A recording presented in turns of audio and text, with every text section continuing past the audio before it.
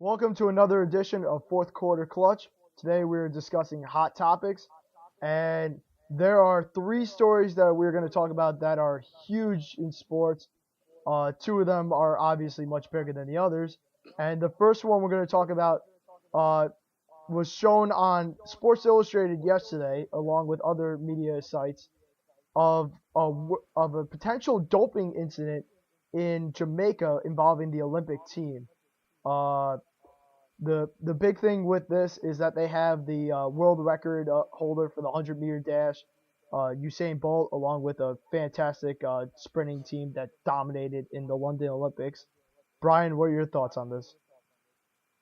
This is just crazy. I mean, if there's serious if these are actually going to come out as being a real situation for them, I mean, I'm trying to figure out what exactly they're going to be able to what exactly they're going to do is like coming down on this for punishments. I mean, are we going to see gold medals taken away?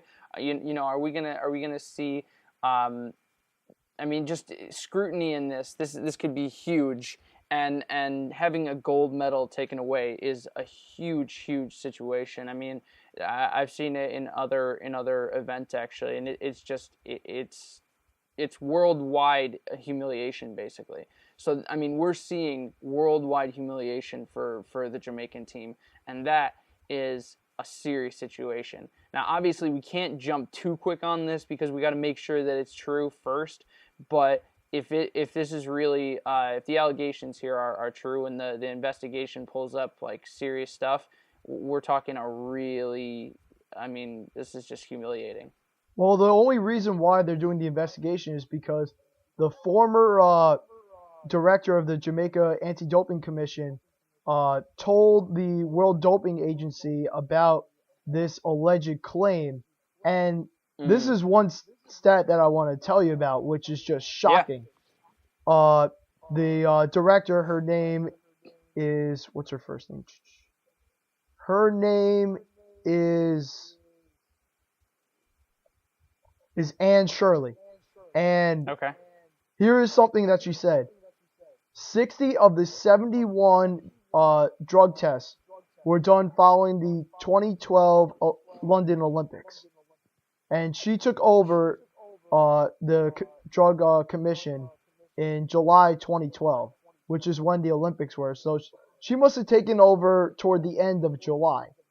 And that Right. right there is a pretty shocking statistic. Whether they did it or not, you have to fix that whole situation.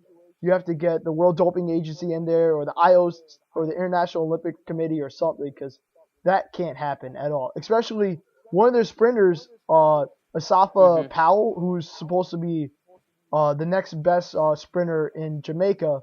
He tested positive for performance-enhancing drugs before the Olympics. Okay.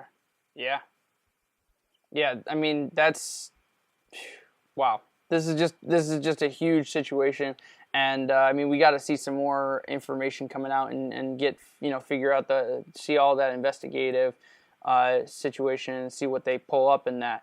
But I mean, just the fact that it's following the London Olympics and how well the Jamaican team did for that Olympics.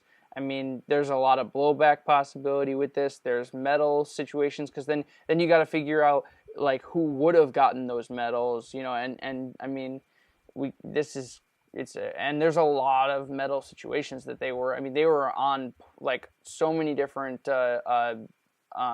platforms there with that. So this is going to be really interesting to see. And the big thing with this, is, which is why it's huger news than it's going to be, it's not the fact that they're doing well. It's that beside Michael Phelps, can you name another person that is a well-known Summer Olympic athlete? I can name a couple other U.S. swimmers, but they're not like nearly like Michael Phelps or Usain Bolt. Because that would Uh, tarnish the sport if he was tested positive for performance-enhancing drugs, which, as yeah. far as we know, he has tested positive for every single drug test. So he is clean unless the World Doping Agency You or mean something. negative? He's tested negative. Yeah, he's tested negative. He's perfectly Yeah. clean as Right. far as we know. Well, we'll see what happens. Agreed. All right, let's talk about Yasiel Puig and his what they call antics, kind of when he was the other night against the Cardinals. Carlos Beltran actually came out and was saying that he was not about the antics that Yasiel Puig had when he hit a triple the other night. He actually threw his bat after the initial hit, and then at the end of the play, he was celebrating hitting the triple. Noah, what are your thoughts on this one? Um, I guess the bat flip would piss off would enrage some of the competitors on the Cardinals, but and honestly, he's a young kid. Let him have some fun. Yes, he probably shouldn't have done it, but he got a triple out of it, and from what I saw from the play, he probably wouldn't have gotten a home run. I have no problem at all what he did at the end of the play. He was just pumping up the crowd, which is what I told you earlier, and that's Mm-hmm. what you want to do in a game. When you have the crowd behind you, as we saw in Pittsburgh, when you have the crowd behind you and you're playing well, it's really tough to lose. Yeah, I agree with you on the end of the play. Absolutely, that the end of that play, a little bit of celebration there. I mean, players celebrate at the bases all the time, especially when they get an RBI. Like, I mean, that's a big deal, and he hit in Adrian Gonzalez there, and that was that's a big deal. Especially when you're talking about a triple and hitting in a run in a big playoff game, that is something to celebrate. But I don't like the bat flip. I don't like the bat flip personally. The game of baseball just has different rules as far as respecting other teams and respecting players on the field. There's just a totally different set of like unwritten rules as far as that goes. However, I've also seen pitchers screw up a lot of those rules as well by throwing at batters, like throwing at their heads and stuff when that's unnecessary. So I mean, it's sort of like a give and take situation, like one side and one side and the other.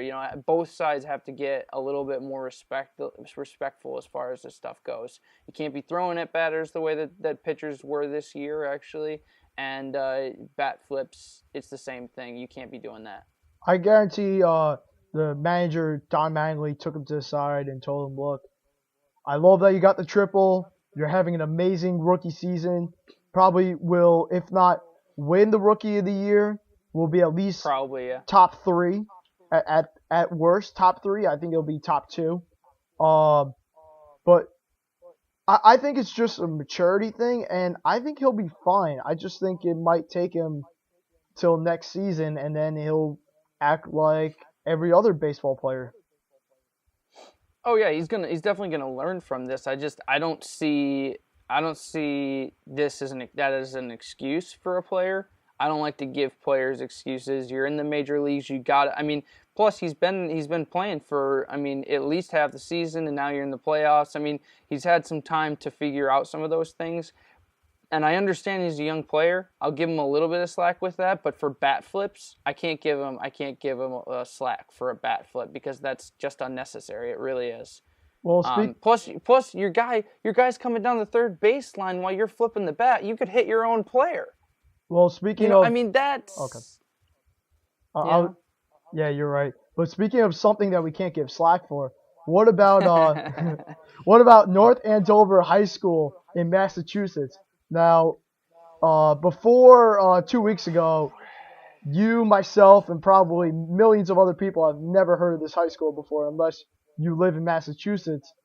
But there is a big case brewing there because senior volleyball player Aaron Cox went to pick up a friend who knows if she was at a party or just hanging out with some people.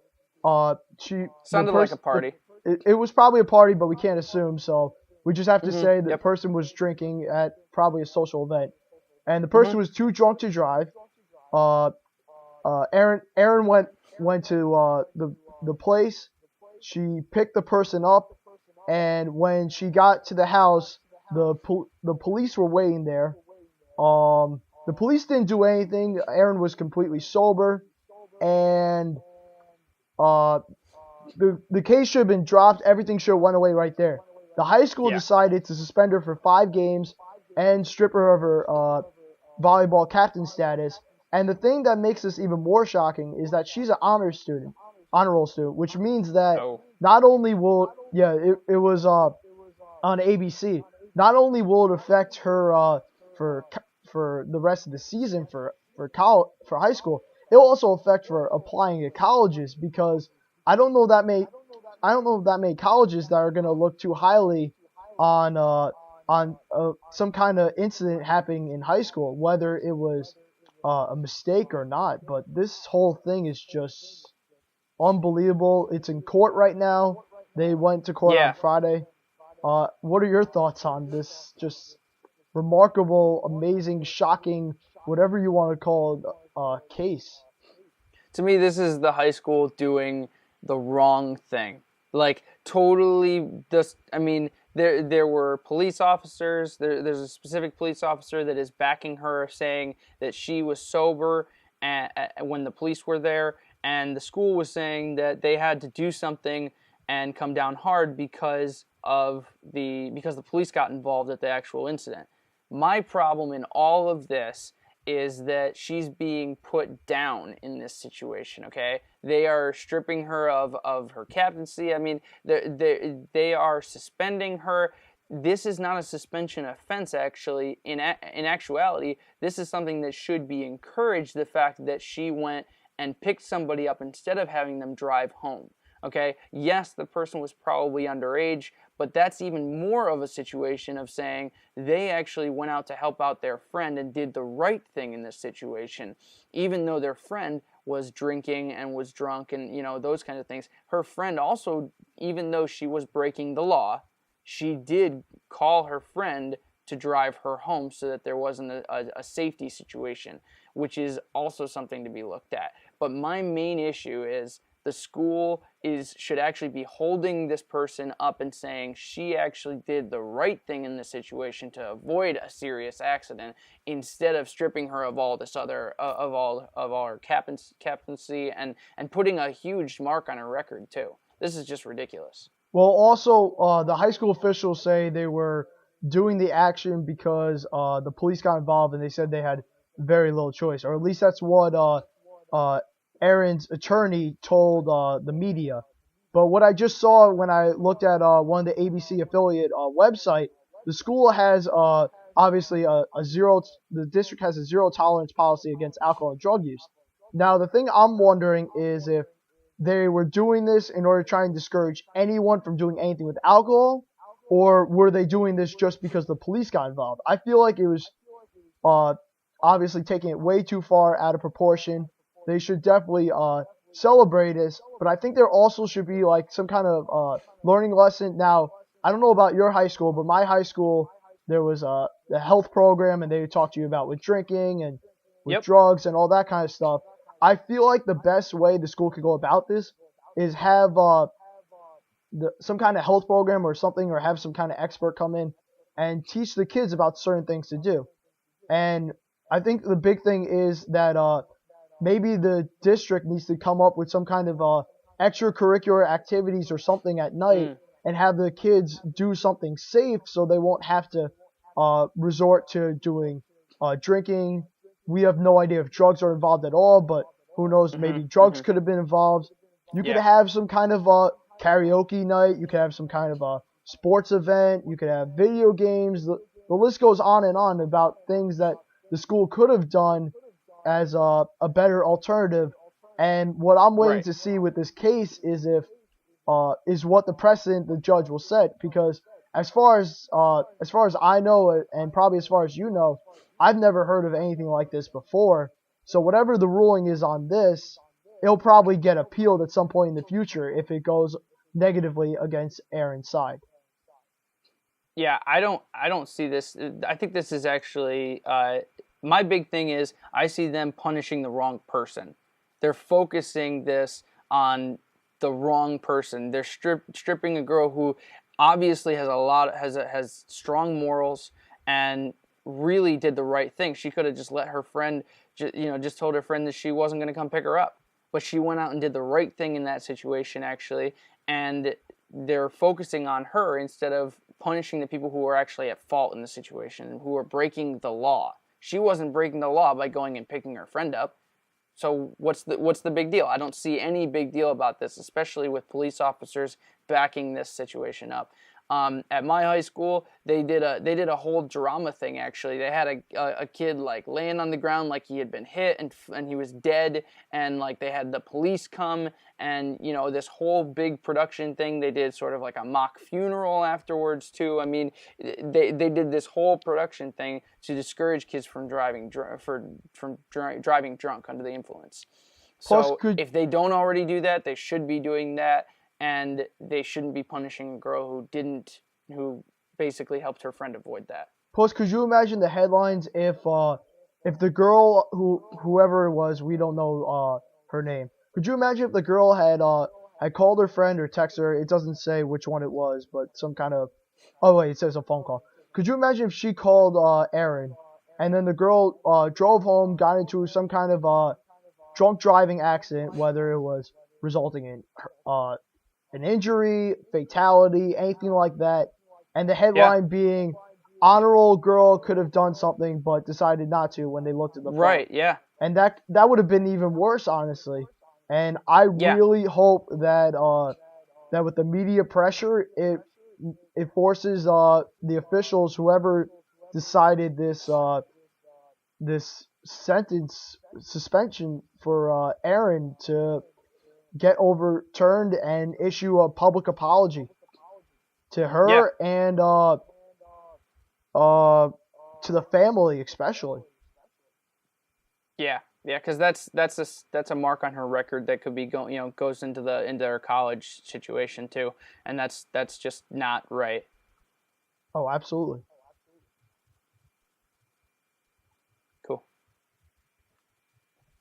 Thank you for tuning in to another edition of Fourth Quarter Clutch Hot Topics. We will be doing some live blogging for the World Series when it starts next Wednesday. So please tune in for that. We'll have statistics, we'll have analysis, we'll have everything you want. We'll have videos, obviously pictures, whatever pictures we can get. And of course, don't forget to tune in later in the week. We'll do NFL predictions for Week 7. And what should be exciting is there are two undefeated teams left in football, the Denver Broncos and the Kansas City Chiefs. I'm Noah Weintraub, and with me as always is Brian Zeigler. Thank you for tuning in.